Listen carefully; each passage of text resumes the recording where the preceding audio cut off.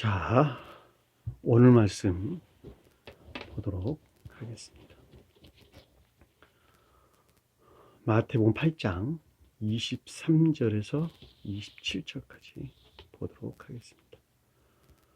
배에 오르심에 제자들이 따랐더니 바다에 큰 놀이 일어나 배가 물결에 덮이게 되었으되 예수께서는 주무시는지라.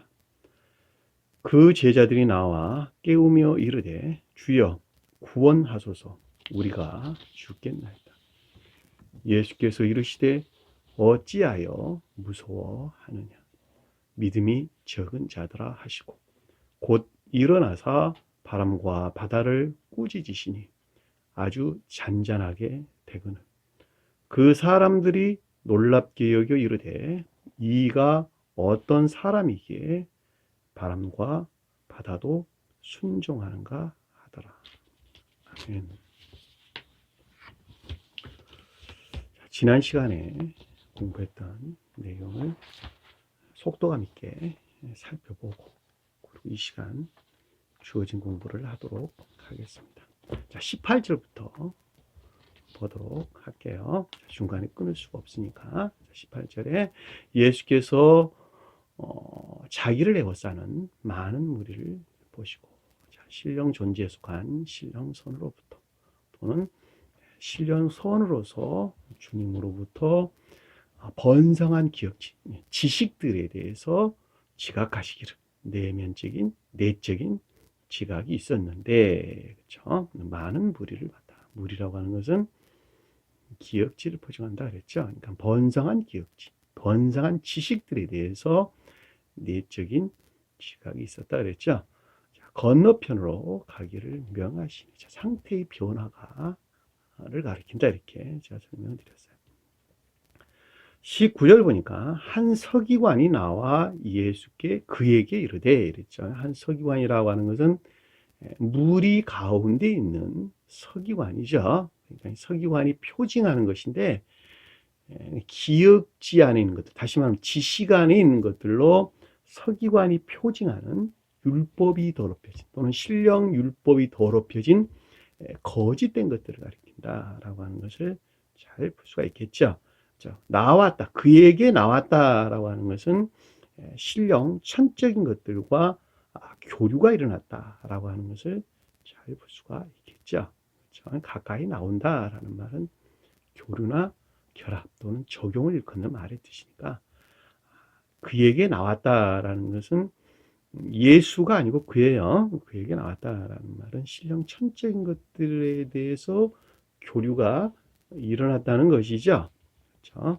그리고 그것에서 외면적인 지각, 그러니까 외적인 것들에 대한 내면적인 지각, 저는 그렇게 설명을 해서 에이폰이라는 에이폰 지각이 있었는데, 흘러나오는 말이 뭐냐 그랬더니 선생님이여 당신이 어디로 가든지 저는 따르리라. 선생님이여 당신이 어디로 가든지 따르리이다. 선생님이라는 말은 교리적인 성언으로서 주님을 표시한다, 제가 이렇게 설명을 드렸죠. 그러니까 주님 입장에서 볼 때는 신령 율법에 속한 교리적인 것들에 순종하겠나이다. 그렇죠? 선생님이란 말은 어디서나 교리적인 성언으로서 주님을 표징하고, 주님의 자연적인 사람에 대해 언급할 때는 신령 율법에 속한 교리적인 것들, 그러니까 신령 교리적인 것들을 가리킨다라고 하는 것을 잘 볼 수가 있겠죠. 20절 보니까 예수께서 그에게 이르되, 그와 같은 것들에 대해서 주님께서 생각하시기를, 지각하시기를, 예수는 신령 존재에 속한 신령선으로부터, 또 주님의 신령선으로부터 기억지 안에 있는 것들로 율법이 더럽혀진 거짓 가운데 있는 것들에 대해서 생각하시기를, 그렇죠? 지각하시기를, 또 그것들에 대해서 믿음 안에 있는 자들에게 가르치시기를, 레고란다. 레고. 여우도 굴이 있고 공중에서도 거처가 있다. 여우도 굴이 있다라는 말은 여우가 표징하는 속성에 속한 것들은 굴 안에 있다, 그 말이죠. 그러니까 여우가 뭘 표징하냐 그랬더니 악에 속한 애호가는 것들, 의지에 속한 것들로 악한 애욕 안에 있는 것들을 가리켜서 여우다 그랬어요. 또 지옥적인 사랑에 속한 애욕이라도 아무 상관이 없고, 또 다른 말로 자기 사랑 목적 안에서 행하는 모든 것들이라 해도 아무 상관이 없겠죠. 자, 그것들은 지옥 안에 있다는 것이죠. 불에 있다, 지옥 안에 있다, 또는 불영명한 상태에 있다, 또는 어두움 상태에 있다라는 말로도 이해해 볼 수가 있겠죠. 자, 그 가운데 있고, 그 다음에 공중에서는, 자, 천계에 속한 것들은, 또 다른 말로 교회에 속한 것들은 이라도 아무 상관없겠죠. 새가 표징하는 삶에 속한 것들 안에 있더라는 거예요. 새가 뭐냐 그랬더니, 지혜나 총명, 또는 이지나 슬기, 또는 합리적인 것들, 그런 것들을 가리키는 말의 뜻인데, 자, 그것들에 비롯된 거처가 있으되, 삶 가운데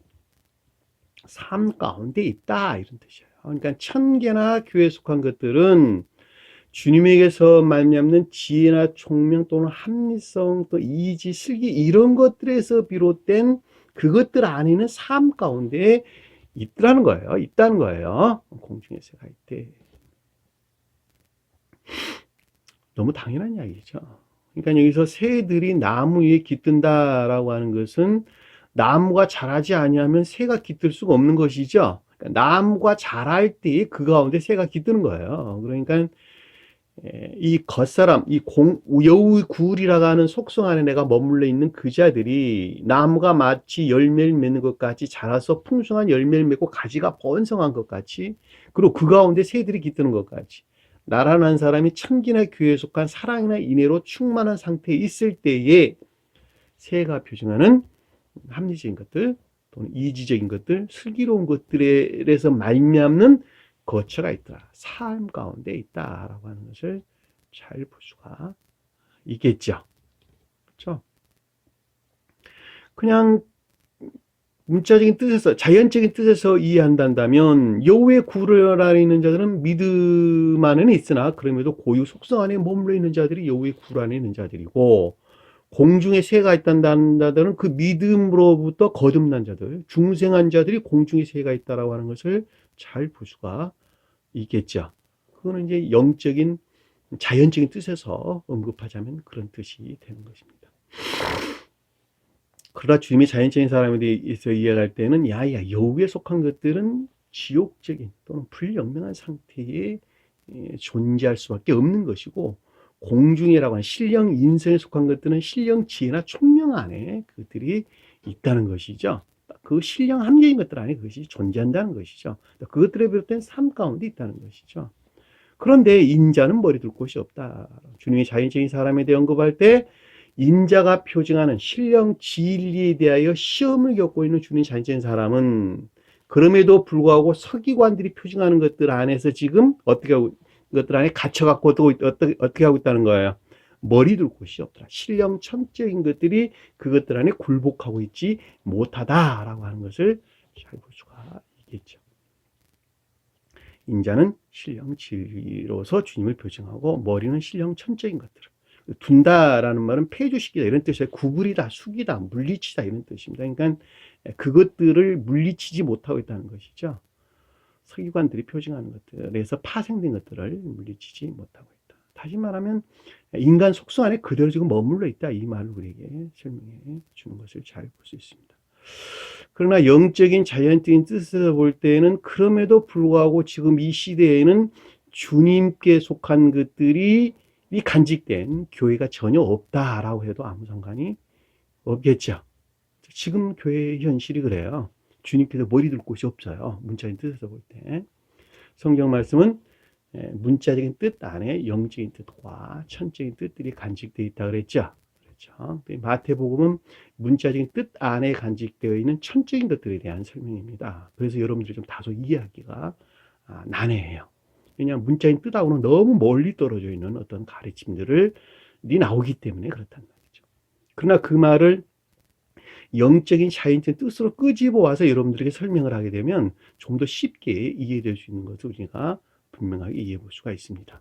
그럼에도 불구하고 제가 신령 천적인 것들에 대해서 설명을 안 할 수가 없는 것이, 마태복음서는 자연적인 천적인 사람들의 영어 과정에 대해서 설명하기 때문에 그렇다는 거예요. 따라서 그들은 성경 말씀의 문자적인 뜻 안에 간직되어 있는 영적인 것도 아니고 천적인 것들에 대해서 이해한단 말이죠. 그렇죠. 그러니까 제가 그것들에 대해서 설명을 안 할 수가 없다는 것입니다. 그러니까 그럼에도 불구하고 단순히 믿음 안에 있는 자들이 이 말들을 이해한다라고 하는 것은 굉장히 난해한 문제죠. 그렇죠. 여러분들이 그걸 충분히 감안해서 천적인 뜻과 제가 병행해가지고 영적인 자연적인 뜻과 같이 병행해서 설명을 지금 계속 하고 있는 것이니까 여러분들이 이해력이 와닿도록 깨닫게 되고 깨달으면 됩니다. 깨닫고 깨달은 것들을 마음에서 영접해야 되겠죠. 그리고 그 가르침에 순종하는 것이 굉장히 중요하다라고 하는 것을 말씀을 드려요. 자, 21절을 보니까 제자 중에 또 한 사람이 이르되 다른 그의 제자가 그에게 말하기를 그랬죠. 다른 제자다 그랬는데 앞에서 내 제자가 아닌 주님의 자연적인 사람 안에 있는 영적인 것들을 표시하는 것이에요. 이 제자라고 하는 것은 주님의 자연적인 사람에 대해서 언급할 때는 주님의 자연적인 사람 안에 있는 영적인 것들을 표현합니다. 모두가 다 마찬가지. 12제자들 다 마찬가지. 주님의 자연적인 사람 안에는 복합적의 거룩한 영적인 것들을 12제자들이 표정합니다. 그 가운데 4제자들은 앞에서 이미 나왔는데 그들 이외의 제자들이에요. 그러니까 앞에 4제자들은 선 안에 있는 것들을 표정하고 여기서 언급한 제자들은 진리 안에 있는 것들에 대한 설명이란 말이죠. 그러니까 이 말을 영적인 뜻에서 볼 때는 저와 여러분과 같이 영적인 진리에 속한 믿음 안에 있는 자들이 제자들이 되는 거예요. 그래서 공간을 끄집어 오면 그렇죠. 왜냐하면 그들이 전부 다 주님 안에 있는 영적인 것들을 표징하고 있기 때문에 그렇단 말이죠. 이게 제자들이 그럴 때 주님이 자연적인 사람 안에 영적인 것들을 표징한다라는 말로 깨끗하게 깨닫는 사람은 영적인 어떤 개념들을 이해하고 있는 사람이고 그렇지 않고 믿음 안에 있는 자들을 뜻한다라고 하는 것은 영적인 자연적인 뜻에 대해서 이해하는 사람들이죠. 그렇죠. 영적인 사람들은 믿음 그러면 선을 인식해요. 믿음 그러면 선을 인식합니다. 아, 믿음 그러면 선한 자들 믿음 있죠. 이렇게 한단 말이죠. 근데 자연적인 사람은 믿음 그러면 진리를 믿는 사람 믿음 이렇게 한단 말이죠. 그렇죠. 인해 그러면 영적인 사람 진리 안에 있는 자들이 순간적으로 이해한단 말이죠. 아, 인해 안에 있다. 아, 진리들이 고백되는 상황 가운데 있는 자를 인해 안에 있고 이렇게 즉각적으로 이해한단 말이죠. 그랬더니 자연적인 사람들은 인해 그러면 그냥 이웃 사랑만 생각한다는 거예요. 개념이 달라요. 천적인 사람들은 이웃사랑 그러니까 아 천적인 사랑을 가리키는 거구나. 마음과 생명을 다해서 하나님을 사랑하는 것이 이웃을 사랑하는 것이지. 그렇게 생각한다는 거예요. 마음과 생명을 다해서 이웃을 사랑하는 것이 주님을 사랑하는 것이지. 이렇게 생각한다는 말이죠. 개념이 달라요. 이웃사랑이라는 개념이 그렇게 다르단 말이죠.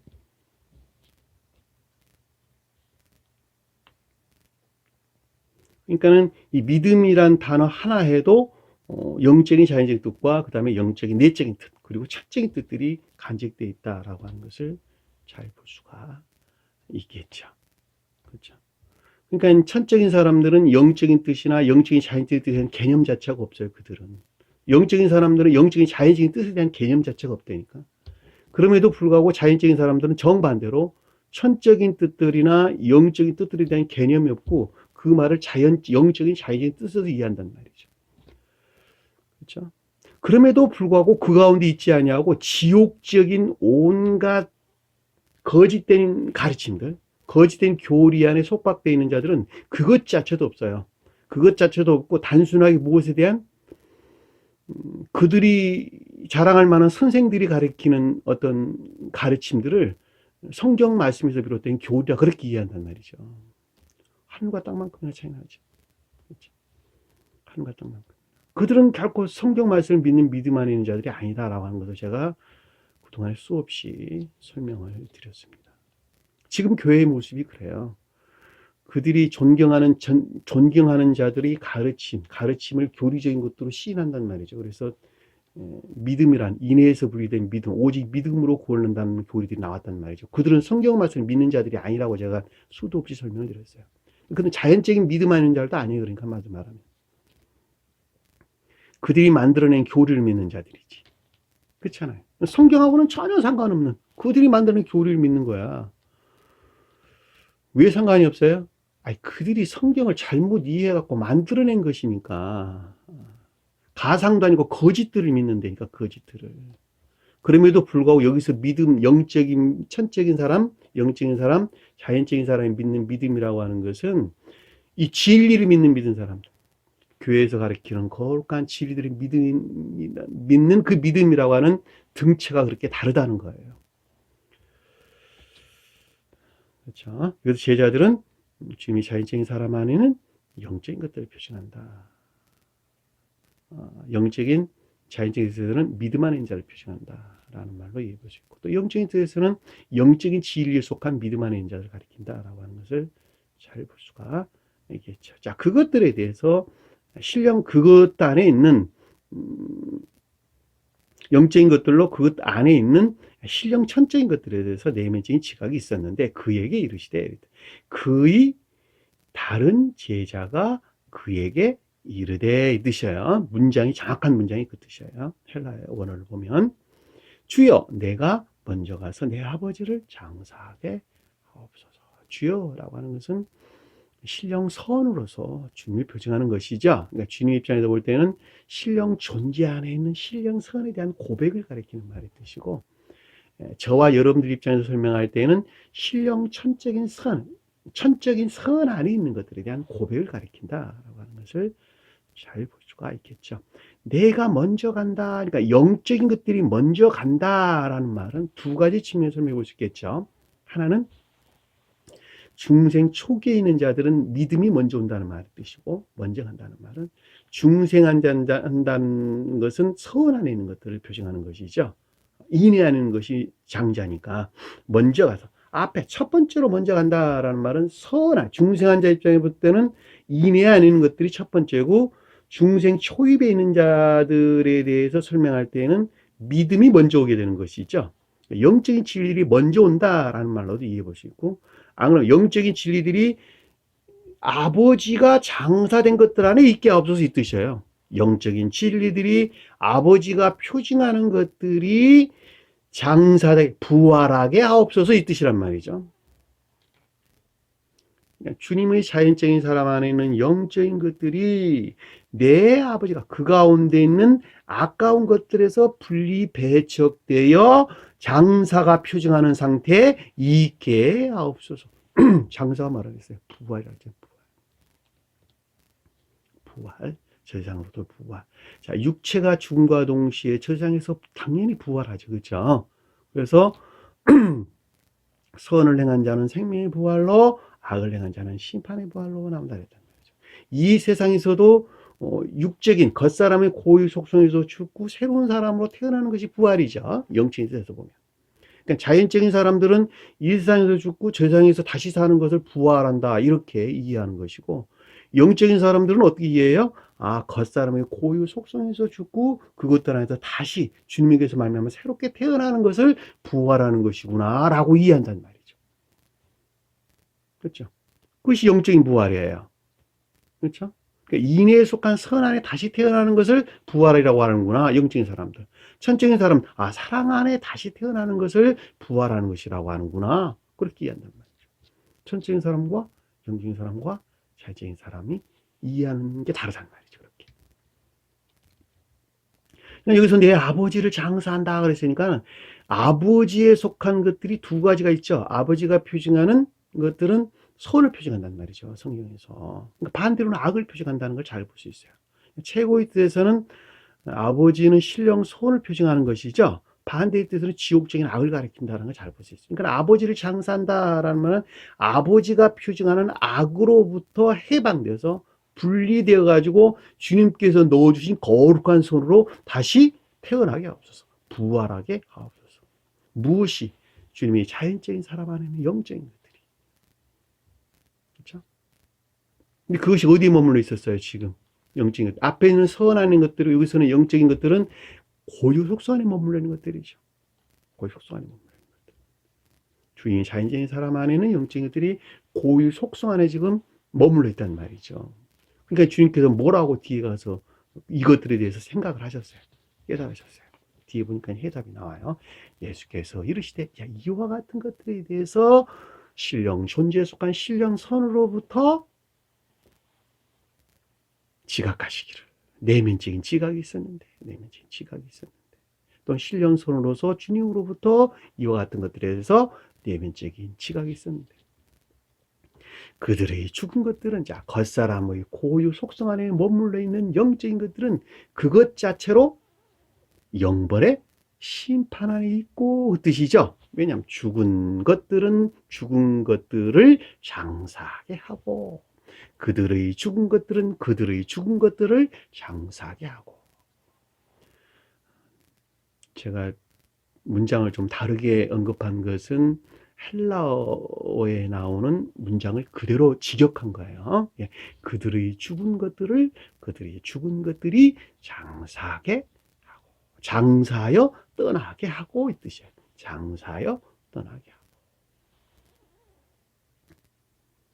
죽었다는 말은 그러니까 영적인 것들이 겉사람의 고유 속성 안에 머물리는 것들이 다 죽어 있는 것들이죠. 그렇죠? 그러니까 겉사람의 고유 속성, 인간 속성 안에 머물러 있는 영적인 것들은 그것들로부터 영벌의 심판이 있고, 영벌의 심판이.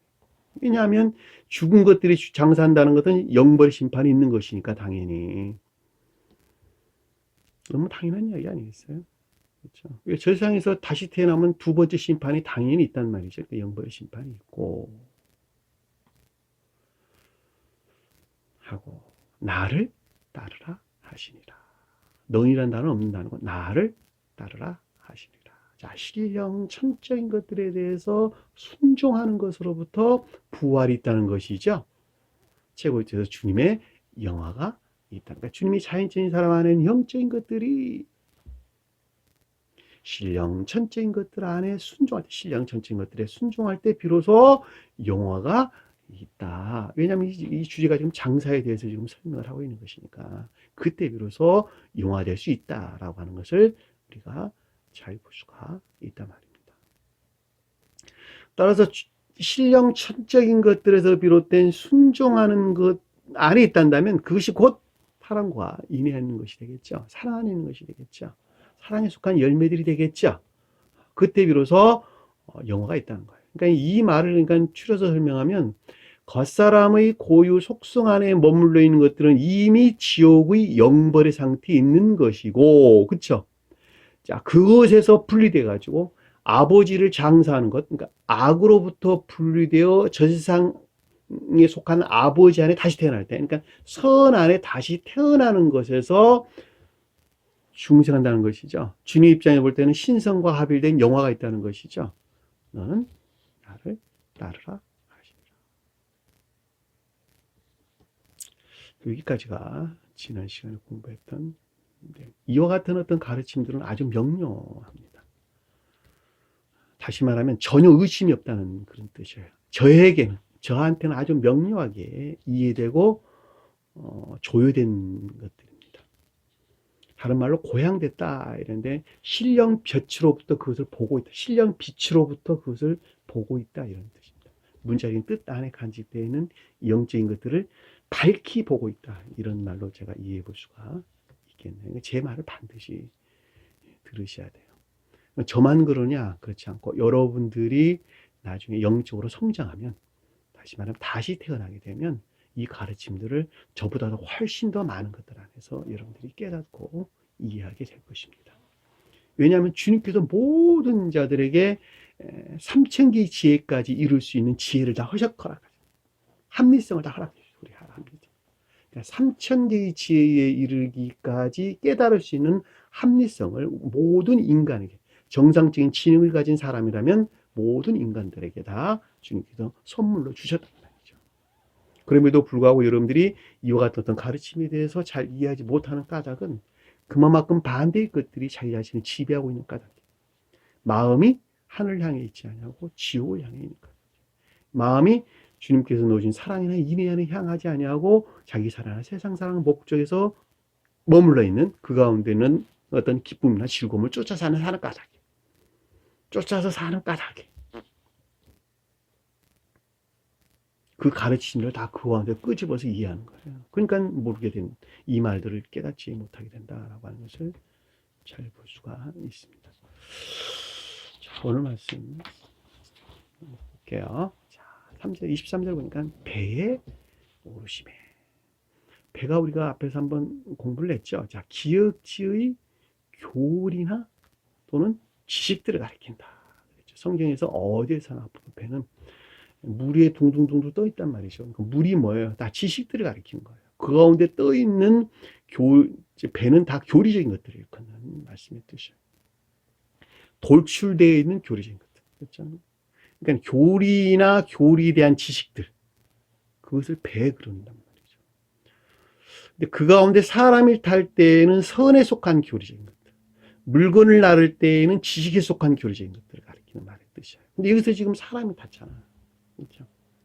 왜냐하면 지금 주님께서 주님께서 그가 배에 오르심이 이런 뜻이야. 그가 배에 오르심에 그의 제자들이 그에게 따랐더니 그 뜻이에요. 문장 원어를 그대로 번역하면 그런 뜻입니다. 그가 배에 올랐다라는 말은 제가 예수가 언급된 단어와 예수에 대해서 인칭 대명사로 사용된 경우에는 조금 달리 해석을 해야 된다. 제가 이렇게 여러분께 설명드렸죠. 예수가 이름이 언급될 때에는 직접적으로 신령 존재에 속한 신령서이나 신령선에 대한 설명이고, 반대로 대명사가 언급된 아우토스라는 말로 대부분 헬라에서는 언급돼서 나옵니다. 인칭 대명사로 언급될 때에는 신령 천적인 것들에 대해서, 자, 신령 천적인 것들과 신령선은 어떻게 다릅니까? 신령선은 본질을 가리키는 말이고, 신령이 천적인 것들은 신령 본질에서 비롯된 첫 번째 발출된 사람과 지혜 안에 있는 것들. 그렇게 이해하시면 여러분들에게 좀 더 편하겠네요. 그렇죠? 자, 신령 본질은 신령 사랑과 신령 지혜가 비롯된 신령 근원, 그리고 신령 근원에서 첫 번째 발출된 신령 사랑과 신령 지혜 안에 있는 신령 천적인 것들, 그것을 내 대해서 설명할 때 주님께서 일반적으로 인칭 대명사를 사용을 했습니다. 저 하늘에 있는 태양을 보면 태양은 희게 보여, 희게 보여. 눈 한번 봐보세요, 여러분들이. 태양 밖에 나가서 오늘 날씨 굉장히 좋을 것 같은데 한번 봐보세요. 태양이 붉게 보이는지 희게 보이는지 한번 보세요. 하늘 중천에 떠 있는 태양 한번 보시라니까. 태양은 하얗게 보여요. 하얗게 보이는데 그 하얗게 보이는 본질에서 눈에 들어오지 않는다는 뜻이 한마디로 말하면 우리는 그것을 알 수 없다는 뜻이에요. 그런데 신령 그 본질에서 첫 번째 발출된 것이 불이 번쩍번쩍거립니다. 광채가 나요. 그것이 광채가 나요. 그 말은 신령 본질이라는 것도 우리는 전혀 알 수가 없다는 거예요. 왜? 그냥 그 자체로 그냥 색깔이 없어. 그냥 하얘. 근데 거기서 첫 번째 발출된 신령 지혜와 사랑과 신령 지혜에 속한 것들이 번쩍번쩍거린단 말이죠. 이것을 신령 천적인 것들 그러는 거예요. 신령 천적인 것들. 다른 말로 신령 존재에 속한 신령 진리 안에 있는 것들로 그 가운데 있는 신령 사랑과 신령 지혜 안에 있는 것들. 다른 말로 신령 인성에 속한 것들. 주님께서는 그래서 너희는 어떻게 아버지를 보여달라고 그러냐. 나를 본 것으로 아버지를 보았다. 우리는 아버지를 볼 수 없다는 거예요. 왜? 그 본질이니까. 그러나 거기에서 파생된 진리 안에 있는 신령 존재에 속한 신령 진리 안에 있는 신령 사랑과 신령 지혜에서 파생된 것도 우리는 본다는 거예요. 그것도 어디에 따라서? 궤도 일치에서 보는 거예요. 궤도 일치에서. 그래서 여기서 지금 예수와 그가라는 단어를 제가 구분해서 설명을 드리는 것은 그 이유 때문에 여러분들에게 설명을 드리는 것입니다. 그렇죠? 그러니까 주님만이 신령 존재에 속한 신령 선언이 표징하는 예수로부터 어쩌고 저쩌고라고 하는 내적인 지각이나 또는 외면적인 지각이 있을 수 있어요. 그럼에도 불구하고 주님이 자연적인 사람에서 비롯된 영적인 것들을 주님에 설명할 때는 예수란 말을 쓰지를 아니하고 3인칭 단수로 사용했다니까. 그가 말.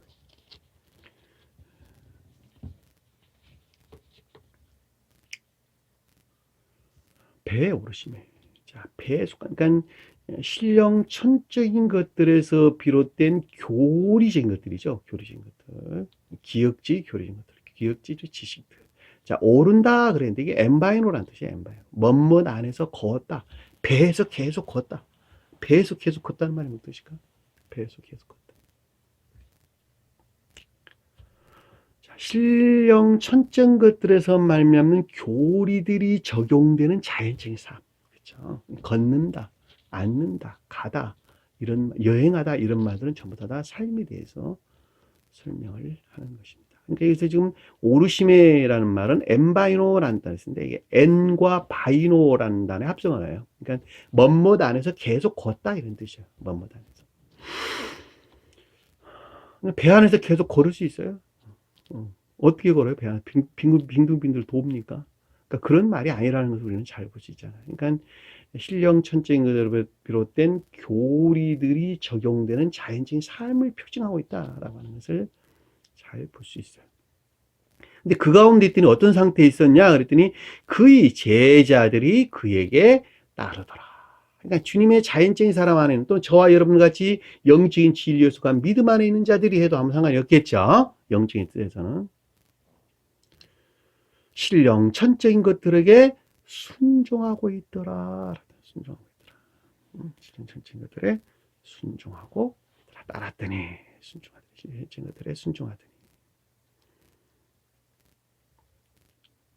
그렇죠?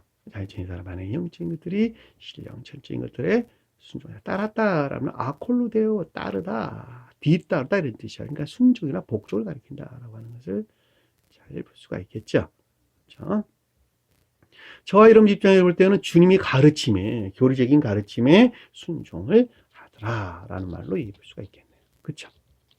영적인 자연적인 뜻에서 볼 때는 교리적인 가르침들에 영적인 진리에 속한 믿음 안에 있는 자들이 순종을 하더라. 그러니까 순종하는 것이 삶 속에서 지금 교리들이 적용되고 있는 것이 순종이죠. 그렇죠? 그러니까 교리들이 삶 속에서 적용되는 삶 속에 있는 자들이 순종하는 자들이라고 하는 것을 잘 볼 수 있어요. 그러니까 이게 순종이라는 말은 다른 뜻이 아니고 가르침이 그러하니까 그렇게 따라 사는 것. 그것을 순종 그러는 거예요. 그래서 또는 다른 말로 복종할 수도 있어요. 그렇죠? 영적인 진리 안에 있는 자들은 복종하고 천적인 사람들은 순종하는 것이니까.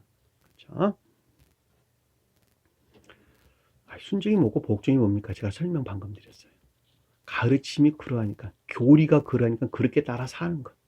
그것을 가르치는, 복종하는 자들이고, 그들이 제자들이 표정하는 거예요. 영적인 뜻에서. 그러나 천적인 뜻에서 볼 때는, 신령 천적인 것들에 순종하는, 신전 천적인 것들에 순종하는 영적인 것들을 표징한다라고 하는 것을 잘 볼 수가 있겠죠. 근데 아래 보니까 일들이 일어났어요. 어떤 일들이 일어났나 한번 볼게요.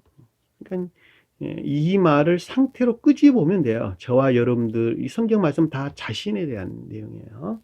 남들 생각하지 마시고 자기 자신을 생각해 보세요. 그 가운데서 무슨 일이 일어났냐 그랬더니 아래 지금 설명돼서 나와요.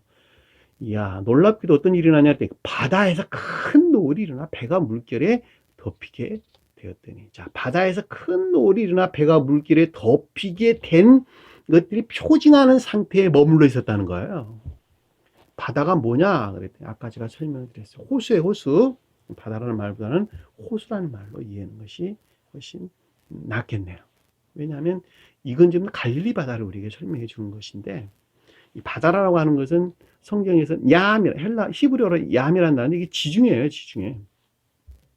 여기서는 지금 지중해 바다를 가리키는 말이 아니고, 여기서는 갈릴리 호수를 지금 일컫는 말의 뜻이니까, 호수에서 큰 노을이 일어났다. 그러니까, 이 기역지란 말은 지식들이죠. 지식들 안에 있는 것들이 동요가 일어났다는 거예요. 동요가 일어났다. 큰 노을이 일어났다. 세이모스라는 흔들림이었죠. 흔들림. 노을이 일어났다. 노을이 일어났다. 세이스모스 흔들림, 동요가 일어났다는 거예요. 근데 큰 동요가 일어났다니까 악에서 파생되어 가지고 기역지 안에 있는 것들이 동요가 일어났더라. 그 동요가 어디서 일어났냐 그랬더니 배가 물결에 덮이게 되었더라. 자, 신령 천적인 것들에서 비롯된 교리들이 적용된 삶 가운데 있었는데, 누가? 저와 여러분 같이 영적인 주님이 자연적인 사람 안에 영적인 것들이, 또는 저와 여러분들 같이 영적인 진리에 속한 믿음 안에 있는 자들이 있었는데 물결에 덮이게 되었다. 물결이 뭘까? 물결이 바다에서 호수에서 일어나는 물결인데 기역지의에서 비롯된 물결이 표징하는 것들로부터 배가 표징하는 것들을 드러내지 못하고 있더라. 감추어 버렸더라. 덮이다라는 말이 감추다, 가리다 이런 뜻입니다. 덮어버리다 이런 뜻입니다. 그러니까 물결이라고 하는 추론이나 거짓들, 추론이나 거짓들. 기역지, 아까 서기관들이 언급돼서 나왔죠. 이 서기관들이 표징하는 율법이 더럽혀진 거짓된 지식들 또는 추론들로부터 배가 표징하는 것들을 드러내려 하는데 이것들을 감춰 덮어버리더라. 물결, 파도라는 말은 큐마라는 말인데 물결은 어디에서나 추론들이나 거짓들을 가리키는 말의 뜻이에요. 칼립토라는 덮다는 말은 칼립토. 덮어버리다, 감추다, 가리다 이런 뜻입니다. 그 이유는 뭐냐? 그랬더니 예수께서 주무시는지라. 자, 그가 주무시는지라. 예수란 단어 없는 단어예요. 아우토스. 그가 주무시는지라. 그가 잠을 자더라. 잠잔다는 단어는 뭐예요? 잠잔다. 그러니까 신령 천적인 것들에 대해서 불명명한 상태에 있더라. 또는 신령 천적인 것들 안에 있지 못하고 어두움 상태에 있더라. 또는 신령 천적인 것들 안에 있지 못하고 겉사람의 고유 속성 안에 갇혀 있더라. 잠을 자더라. 당연히 그러니까 그럴 수밖에 없는 것이죠. 카디오도 잠자다. 카디오도. 잠잔다는 말은 불영명한 상태 또는 겉사람이 고유 속성 안에 진리들이 머물러 있는 상태 또는 반대로 어둠 가운데 갇혀 있는 상태. 잠잔다라는 말. 성경 어디서나 똑같은 말의 뜻입니다. 그렇죠? 그러니까 당연히 거기서 파생된 물결들로부터, 그렇죠? 불영명한 것만큼 거짓들 안에 있었고, 불영명한 것만큼 진리에 대해서 추론했을 것이고, 겉사람의 고유 속성 안에 머물러 있는 것만큼 천기에 속한 것들에 대해서 알지 못할 것이니까. 물결이라고 하는 추론이나 거짓들로부터 적용돼야 될 교리적인 것들을, 삶 속에서 적용되고 있는 교리적인 것들을 덮어버렸다는 거예요. 영적인 교리적인 것들을 덮어버렸다는 거예요. 감추어 버렸더라. 25절 보니까 그의 제자들이 나와 그를 깨우며 말하기를. 자, 그의 제자다라고 하는 것은 신령 천적인 것들에서 비롯된 주님의 자연적인 사람 안에는 영적인 것들을 또는 영적인 진리, 주님에게서 말미암는 영적인 진리에 속한 믿음 안에 있는 것들과 그를 깨웠다. 신령 천적인 것들과 교류에서 나와 가까이 나오다. 프로셀코마이, 가까이 나오다. 접근하다 이런 뜻이에요. 그러니까 교류가 일어났다는 것이죠. 주님의 자연적인 사람 안에 또는 영적인 진리에 속한 믿음 안에 있는 자들과 주님과 교류가 일어났다. 그렇죠? 주님의 자연적인 사람 안에는 영적인 것들과 신령 천적인 것들과 교류가 일어나서 그 교류가 일어나는 데에서 그 어떤 것들이 조요됐는데 깨웠는데 에게이로 일어나다. 잠에서 일어나다. 잠에서 깨어나다 이런 뜻이에요. 에게이로. 자, 죽은 자가 살아나다라는 말은 사랑과 지혜 안에 있는 자들이 죽은 자가 죽은 데서 살아난 자들이죠. 그렇죠? 살아났다. 죽은 자가 사흘 만에 부활했습니다. 살아났습니다. 라는 말은 겉사람의 고유 속성으로부터 분리돼 가지고 천사적인 지혜나 총명, 천사적인 사랑에 속한 지혜나 총명하는 상태. 그것을 갖다가 에게이로라는 뜻을.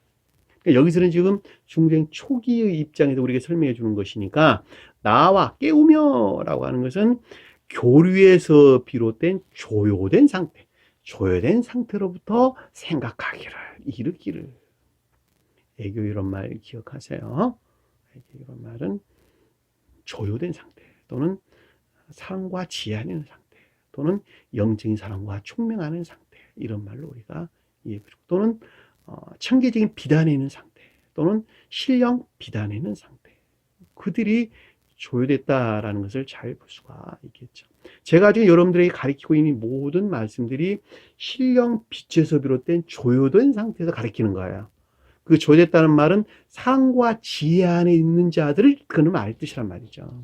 그들이 조효된다는 뜻이에요. 그렇지 않으면 이거를 이렇게 해석을 해낼 수가 없단 말이죠. 그렇죠?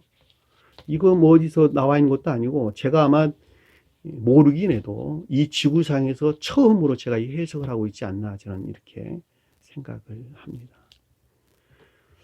뭐 또 어느 군데 있을 수는 있겠죠. 그러나 제가 보기에는 없는 것 같아요. 만약에 이런 것들이 있었다면 이미 유튜브나 이런 데 올라왔을 거예요. 이미. 저와 같이 이렇게 영적인 어떤 비들을 돌쳐낼 수 있는 지혜 가운데 있다 한다면.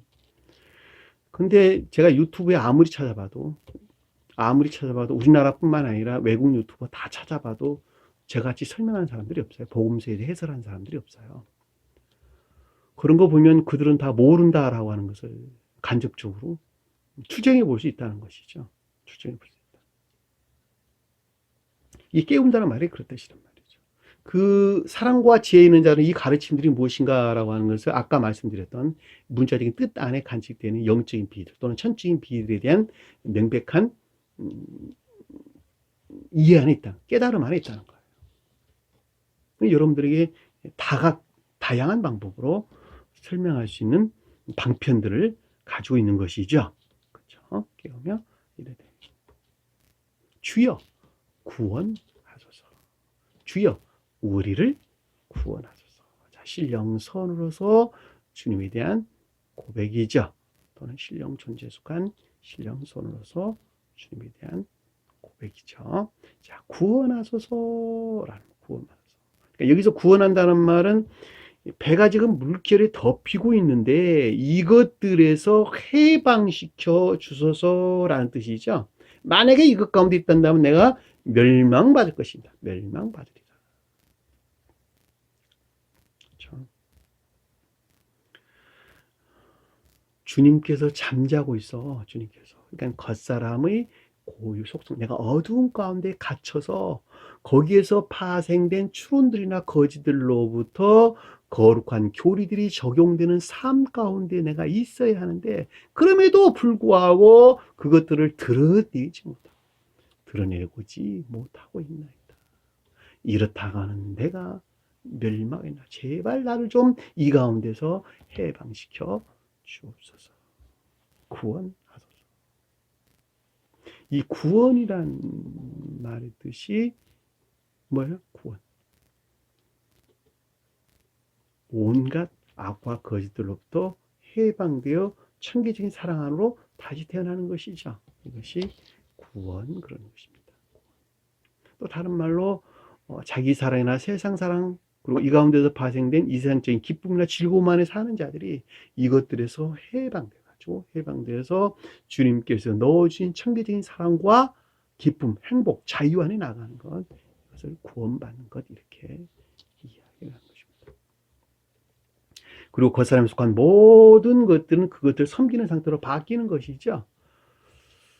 그렇죠. 이것을 구원받는다 이렇게 이야기를 하는 것입니다. 그러니까 우리가 믿음으로 구원받는다라는 말은 있을 수가 없는 말이에요. 오직 믿음으로 구원받는다는 말은 있을 수가 없어요. 그러니까 사실은 맞는 말이긴 한데 그 말 자체로는 성립되지가 않아요. 믿음이라고 하는 것은 제가 아까 설명드렸던 것 같이 천적인 사람들은 천적인 믿음을 가리키고 영적인 사람들은 영적인 믿음을 가리키고 자연적인 사람들은 자연적인 믿음을 가리켜요. 그럼에도 불구하고 교회 밖에 거짓된 믿음 안에 있는 자들은 그들이 말하는 믿음을 믿는 것을 믿음 이렇게 이야기한단 말이죠. 얼마나 왜곡되고 잘못됐다. 그래서 구원한다라는 말은 그 믿음이 어디에 있다는 거예요. 그러니까 주님께서 넣으신 사랑이나 인내 안에 있는 것을 표징한다라고 하는 것을 잘 볼 수가 있겠죠. 만약에 그렇지 아니한다면 물결에 덮이는 상태에서 내가 해방되지 아니한다면 나는 멸망, 멸망 받겠나이다.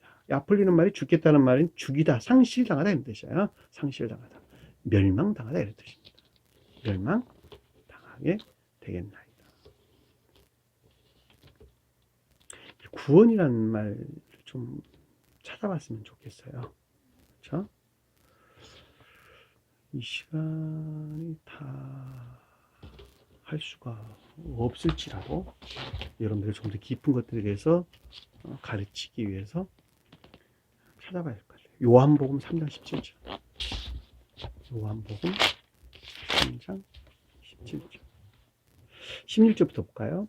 하나님이 세상을 이처럼 사랑하사 독생자를 주셨으니, 이 세상이라고 하는 멸망된 교회를 가르치죠. 멸망된 교회.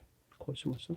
멸망된 교회를 이처럼 사랑하사 신령 진리로서 주님께서 이 땅에 오셨으니, 이는 그를 믿는 자마다 멸망치 않고, 믿음이라고 하는 것은 제가 아까 세 등차에서 설명드렸죠. 믿는 자라고 하는 것은 사랑이나 인내하는 있는 자들이 주님 믿는 자들이다 라고 하는 것을 반드시 기억해야 되겠죠. 자, 그들은 멸망하지 않고 영생을 얻게 하렵니다.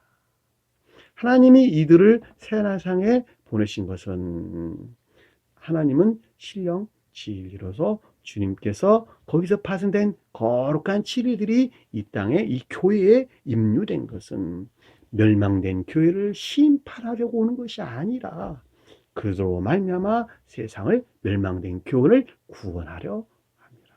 그 멸망된 교회에서 천사적인 교회로 바꾸기 위함이라. 자기 사랑이나 세상 사랑, 그리고 이 가운데서 파생된 이 세상적인 기쁨이나 즐거움 안에 사는 모든 멸망된 자들을 여기서 해방시켜 가지고 천사적인 사랑과 지혜에 속한 믿음 안에,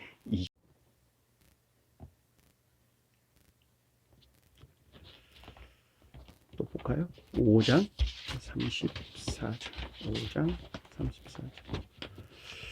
마태복음 5장 34절.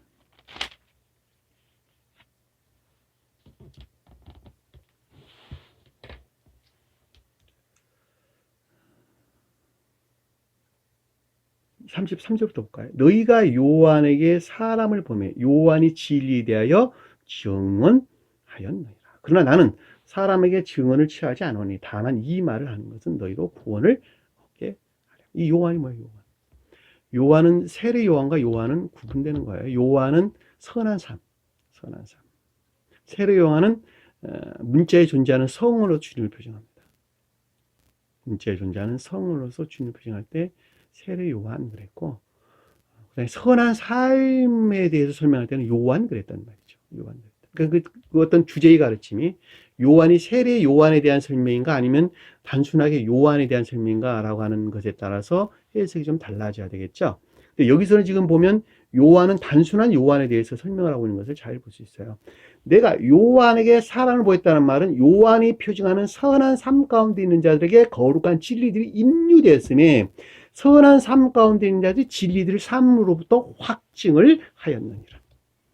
대하여 증언했다는 말은 진리를 확증했다는 뜻이에요. 그러니까 삶 속에서 진리들이 고백되는 선한 삶 가운데 있는 자들이 진리들을 확증을 하였느니라. 그러나 나는 사람에게서 증언을 취하지 아니하노니. 자, 주님의 자연적인 사람은 거룩한 진리들로부터 확증하지 아니하고 다만 이 말을 하려는 것은 너희로 구원을 얻게. 무엇으로 확증했어요? 신령 존재에 속한 신령 진리를 확증했어요. 그 신령 존재에 속한 신령 진리에서 파생된 것들을 사람은 그랬단 말이죠. 왜냐하면 사람 피조물이니까, 주님만 피조물이니까. 이 말을 하는 것은 너희로 구원을 얻게 하렵니다. 그러니까 구원이라고 하는 것이 신령 진리로서 주님으로만 말미암아 삶 속에서 믿음 안에 있는 것들, 요한이 표정하는 선한 삶으로부터 진리를 확증하는 것으로부터 구원을 얻게 하렵니다. 반드시 확증돼야 돼요. 확증돼야 돼요.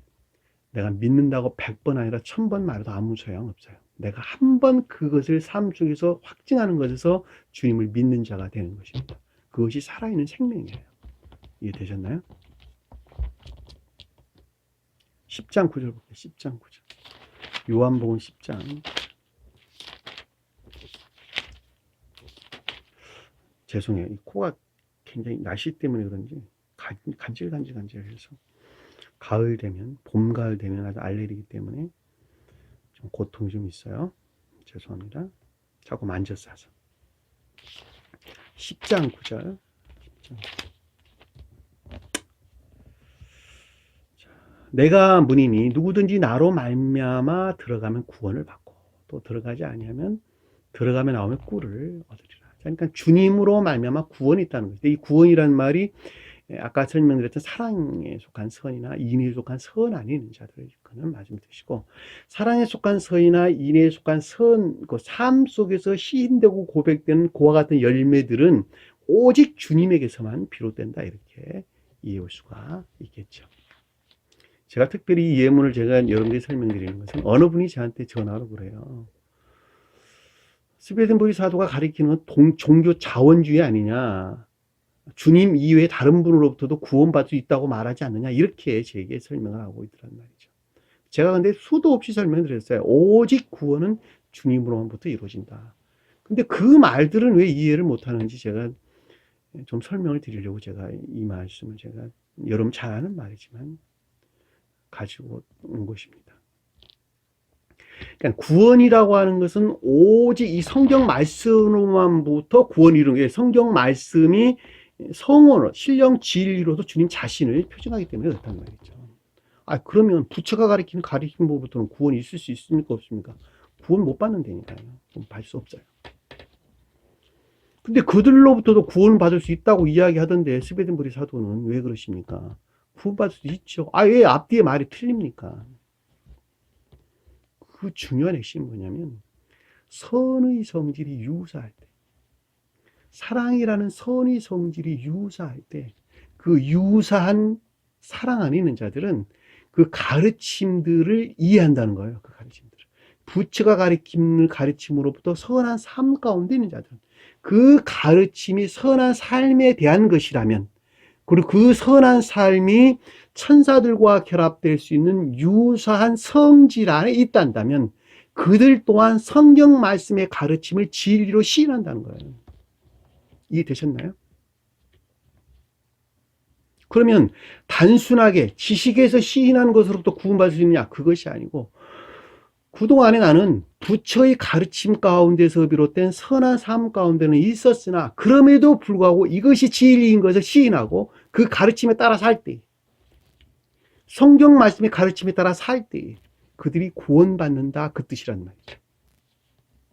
그러니까 오직 성언으로만부터 구원받는다는 거예요. 그럼에도 불구하고 성경 밖의 자연적인 진리들이 가르침으로부터 비롯된 소박한 선 안에 있는 자들이 모세를 영접 수용한다면, 성언 자체를, 성언에 대한 가르침을 마음에서 받고 시행하고 그 가르침에 따라 산다면 구원받을 수 있다는 거예요. 구원받을 수 있다는 거예요. 그러니까 성경 말씀에서 교회 밖에 소박한 선 안에 있는 자들이 등장하는데 그들 미디안 제사장들은 그러는 거예요. 미디안 제사장들. 소문에서 취하지는 않았어요. 교회 밖에서 취했단 말이죠. 그리고 모세는 그 여인을 누굴 얻었어요? 구스 여자가 얻었어요. 구스 여자. 미리암이 비난했죠. 어떻게 하나님이 종이 이방 여인을 아내로 맞이할 수 있느냐. 미리암이 문둥병 걸렸잖아요. 모세는 반드시 이방 여인을 얻어야 되는 거예요. 그래서 교회 밖에 있는 자들이니까 그들이다. 엄격히 말하면 성경을 가지고 있으나 영적인 뜻에서 분리되어 있는 자들은 전부 다 자연적인 믿음 안에 있는 자들이에요. 다. 자연적인 믿음 안에 있는 자들. 자연적인 믿음 안에 있다는 말은 성경을 믿는 믿음 안에 있다. 그럼에도 불구하고 진리들에도 분리되어 있다. 그 말이란 말이죠.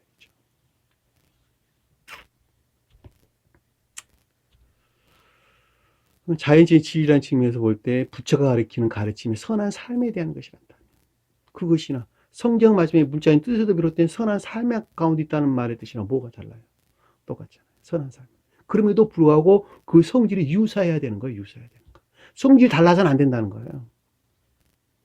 왜? 그들은 그것을 전능자로 믿기 때문에 그렇단 말이죠. 전능자로 그들은 하나님으로 시인해낸다니까, 그들은. 그러니까 종교다원주의, 스웨덴보리 사도가 말하는 종교다원주의는 있을 수가 없는 거예요. 오직 유일하신 주님으로부터 고른다라고 하는 것을 잘 보세요.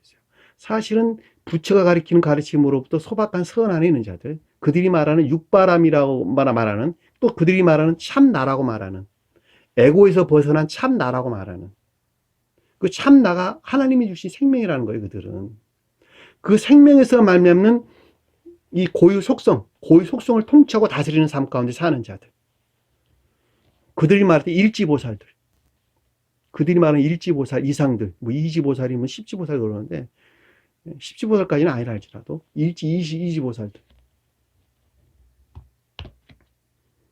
그것이 곧 선한 삶 가운데 있다 한다면, 지금 개신교에 속한 자들보다 훨씬 더 선한 삶을 사는 자들, 그들이 만약에 성경 가르침에 대한 애정이나 열망 가운데 있다면 모두가 다 구원을 받을 것입니다. 그러나 만약에 이 성경 말씀을 부정한다면 그들 또한 구원을 받을 수 없다라고 하는 것은 명백하게 제가 여러분들에게 말씀을 드리는 것입니다.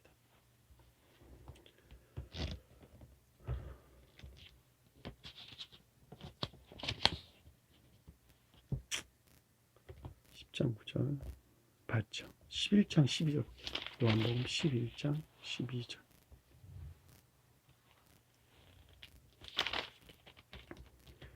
(11장 12절) 제자들이 주여 잠들었으면 낫겠나이다. 이게 무슨 말이에요? 말이죠. 예. 11절 볼게요. 자, 우리 친구 나사로가 잠들었도다. 자, 나사로는 천체인 것들이죠. 천체인 것들이 잠들었다는 말을 아까 우리 살펴봤어요. 겉사람의 고유 속상 또는 불경나 또는 어두운 상태에 빠져 있다는 것이죠. 그러니까 나사로가 죽은 것이 아니고 잠자고 있다는 거예요. 잠자고 있다. 그걸 깨우리라. 제자들이 이르되 주여 잠들었으면 낫겠나이다. 이 낫겠다는 말이 구원받을 수 있겠나이다. 자, 겉사람이, 영적인 진리들이 겉사람의 고유 속성 안에 머물러 있다면 이들은 구원받을 수가 있다는 것이죠. 왜? 뭐하러? 어떻게 해서? 그 상태에서 해방되는 것에서. 근데 죽은 자들은 구원받을 수가 없어요. 왜냐하면 죽은 자들은 그 가운데 영적인 어떤 믿음이나 이것들이 전혀 간직되어 있지 않기 때문에 그렇다는 거예요. 구원받을 수가 없습니다. 자, 누가복음 볼게요. 누가복음 6장 9절.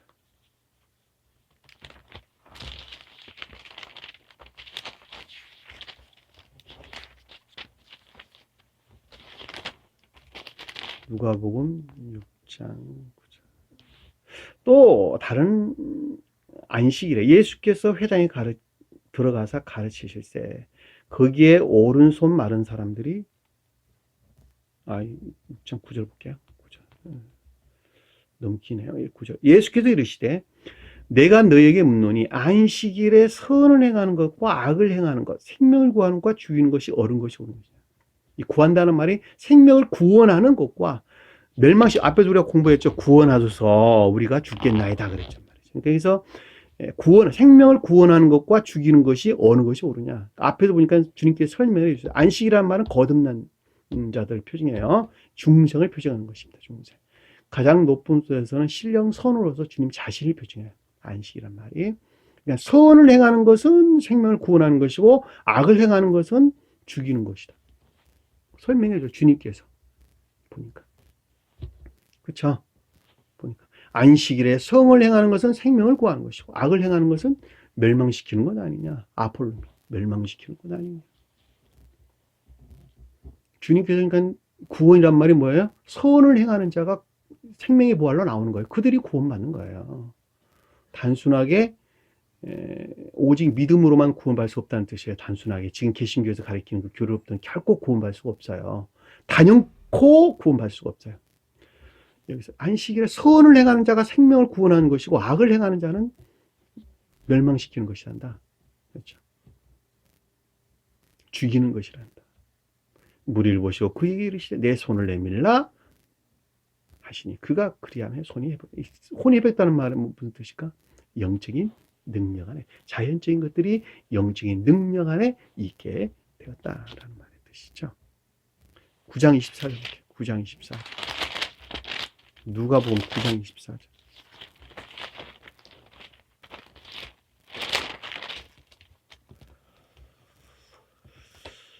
누구든지 제 목숨을 구원하고자 하면 잃을 것이요. 잃은다는 말이 아폴룸이란 단어예요. 파괴하다 이런 뜻이네. 파괴하다. 우리가 공부했죠. 구원하소서라는 말은 소죠. 구원하다, 구원을 받다, 구원 얻는다 이런 뜻인데 죽겠나이다라는 것은 아폴룸이란 단어예요. 멸망시키다, 멸절시키다 이런 뜻입니다. 그 단어 똑같은 단어예요. 여기 보면 제 목숨을 구원하고자 하는 자는 잃을 것이요 멸망시킬 것이니까 겉사람의 고유 속성, 이 목숨이란 말은 푸시케란 단어죠. 겉사람이 고유 속성이 자기 사랑은 세상 사랑 안에 있단다면, 그렇죠? 그 가운데 있단다면 영적인 것들, 그 가운데는 영적인 것들을 멸절시킬 것이요. 누구든지 나를 위하여 목숨을 잃으면 자, 주님에게서 말미암는 거룩한 영적인 것들을 우러를 목적 안에서 자기 사랑이나 세상 사랑 목적에서 비롯된 모든 것들을 멸절시키면 구원을 얻으리라. 너무도 명백한 것을 우리가 잘 볼 수가 있습니다. 18절 볼게요. 누가복음 18절. 18장 누가복음 18장.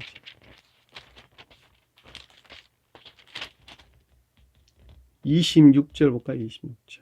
자, 듣는 자들이 26절에서 30절까지 볼게요. 자, 듣는 자들이 이래. 그런즉 누가 구원을 얻을 수 있겠나이까? 이르시되 무릇 사람으로는 할 수 없는 것이다. 하나님은 할 수 있는. 그러니까 구원이라고 하는 것은 오직 주님에게서 말미암는 신령 진리로만부터 그것이 가능하고 있을 수 있다는 것이죠. 베드로가 여짜옵되 보옵소서.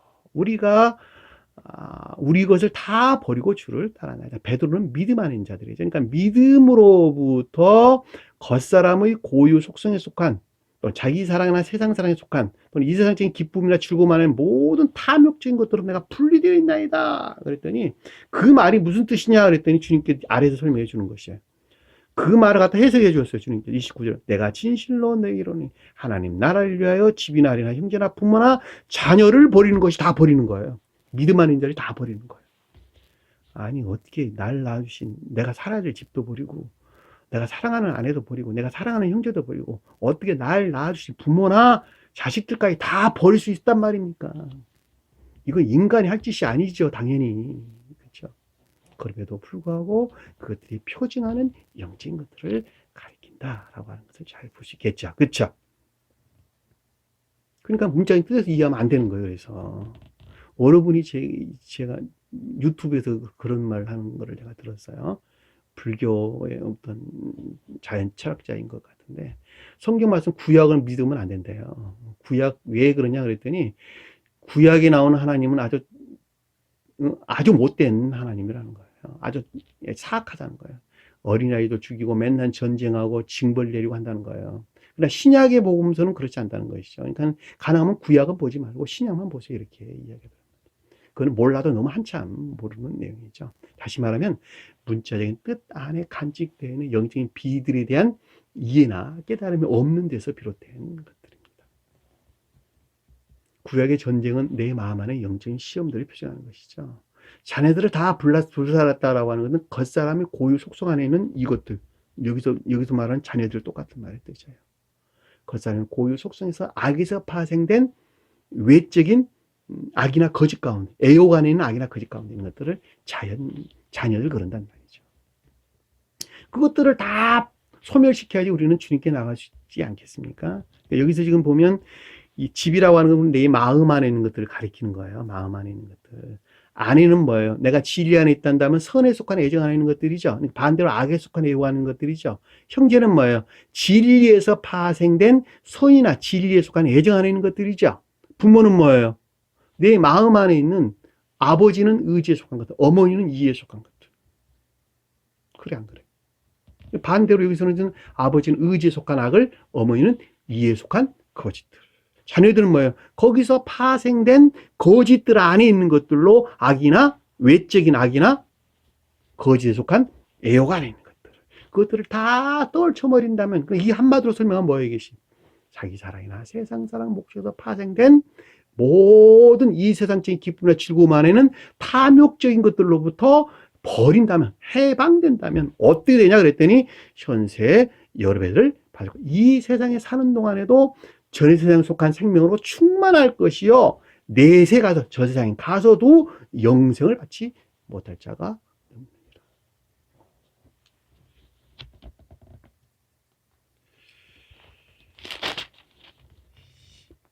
19장 10절 한번 볼까요? 19장 10절. 8절 보니까 삭개오, 8절부터 볼게요. 삭개오가 서서 주께 여쭤보되 주여 보시옵소서. 내 소유 절반을 가난한 자에게 이 소유 절반을 가난한 자에게 주었다라는 말은 내가 가지고 있는 모든 것들을 떨쳐내고 가난한 자가 표징하는 상태로 나왔다 그 뜻이에요. 가난한 자가 뭘 표징해요? 선과 진리에 대한 결핍으로부터 그것들 안에 나아가고자 하는 갈망이나 열망 가운데 있는 자들. 그들을 가난한 자들. 그러니까 내가 가진 모든 절반이라는 말은 절반을 줬다는 말이 아니라 모든 것들을 내가 다 떨쳐내고 선과 진리에 대한 결핍 안에 있는 내가 그것들에 대한 열망이나 갈망 가운데 나왔나이다.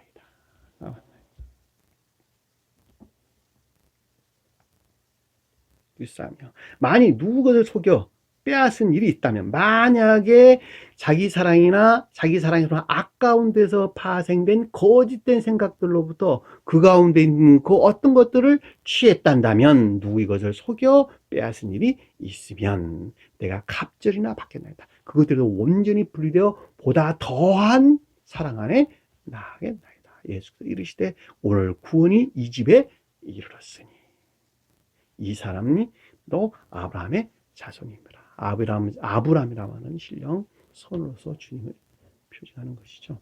이 삭개오가 먼 돌무화과 나무에 올라갔었죠. 위에 보면 4절에 보면 돌무화과 나무에 올라갔다. 이 돌무화과 나무라는 말은 성경 말씀에서 가르침에서 비롯된 영적인 자연적인 선 안에 있지 못하고 자연적인 진리들에서 여기서 분리된 그러니까 성경 말씀에서 분리된 자연적인 진리들에서 비롯된 선 안에 소박한 선 안에 있는 자들을 삭개오 돌나무 돌무화과 나무가 표현합니다. 성경에서 뽕나무라는 말로도 번역돼서 나오고 또 석류나무 이런 말도 전부 다 자연적인 선을 표징하는 것이죠. 자, 여기까지 찾았는데 시간이 너무 많이 가서 더 이상 살펴볼 수가 없겠습니다. 오늘 25절까지 마치는 것으로 하고 다음 시간에 26절, 27절 연이어서 살펴보도록 하겠습니다. 오늘 주신 말씀 마음속에 깊게 새기시고 한 주간도 승리하는 저와 여러분 되기를 간절히 축원합니다. 자, 주기도문 하는 것으로 오늘 공부를 마치도록 하겠습니다. 하늘에 계신 우리 아버지 이름을 거룩히 여김을 받으시오. 나라에 맙시며 뜻이 하늘에서 것 같이 땅에서도 이루어지리라. 오늘날 우리에게 일용할 양식을 주옵시고 우리가 우리에게 죄진 자를 사준 것 같이 우리 죄를 사하여 주옵시고 우리를 시험에 들게 하지 마옵시며 다만 악에서 구하옵소서. 나라와 권세와 영광이 아버지께 영원히 싸움나이다.